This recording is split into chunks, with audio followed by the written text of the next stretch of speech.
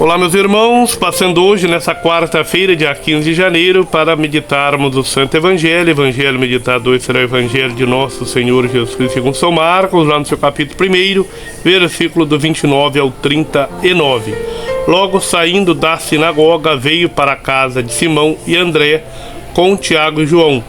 A sogra de Simão estava deitada com febre, e logo lhe falaram a respeito dela.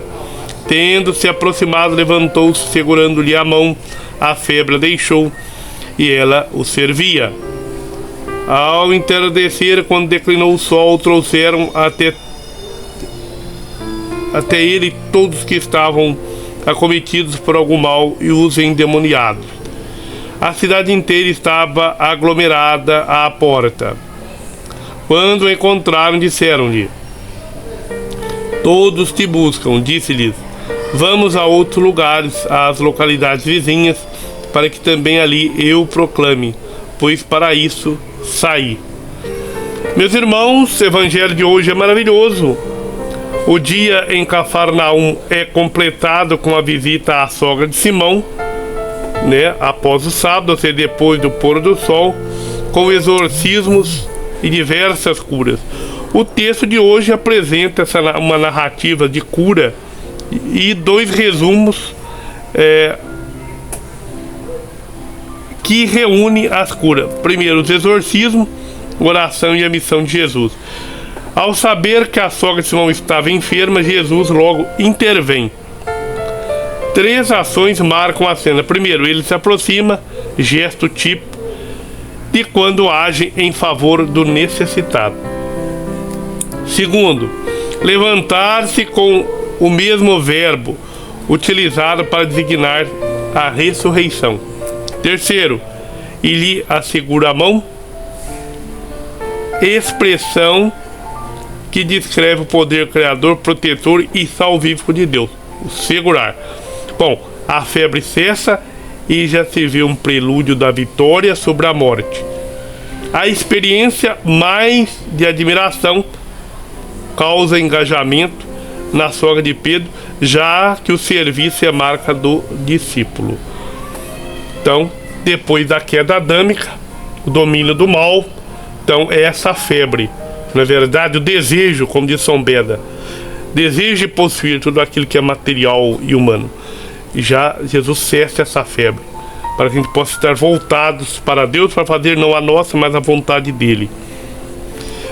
E Jesus não para por aí. Os sumários descrevem a intensidade da atividade messiânica, que cumpre as promessas do Antigo Testamento de libertar os cativos, curar os enfermos. A oração também se faz necessária, pois gera então essa intimidade com o Pai. A exemplo de nosso Senhor Jesus Cristo, a oração e a ação devem ritmar a vida dos discípulos, chamado a anunciar o Evangelho.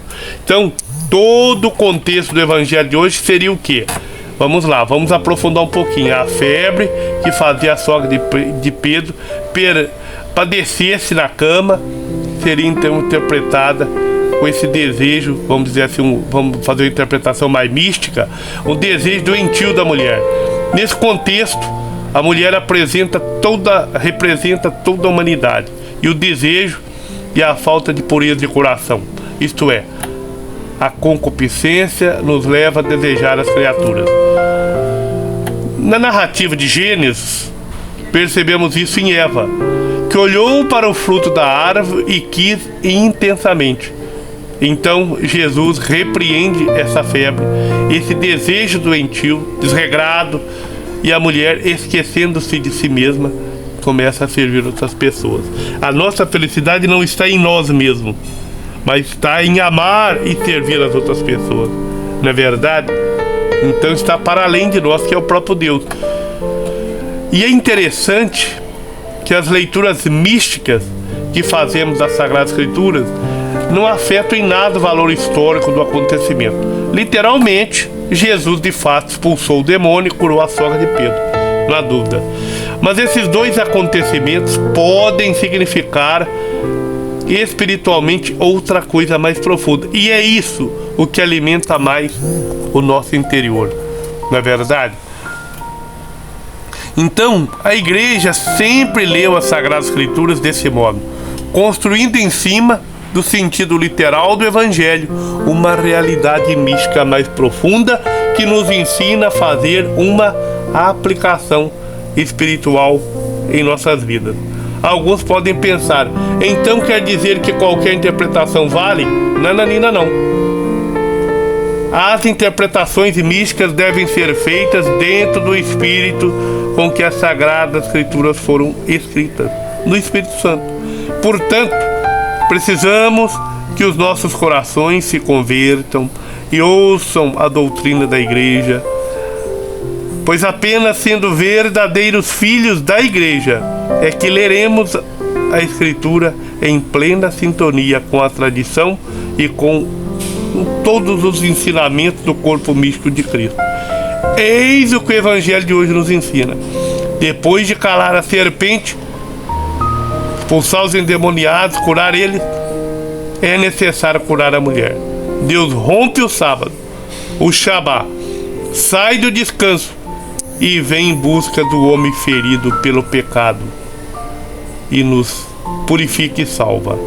Deus abençoe você para que, cheios do Espírito Santo, possamos afirmar como salmista no Salmo 105: perpetuamente se lembrou de sua aliança.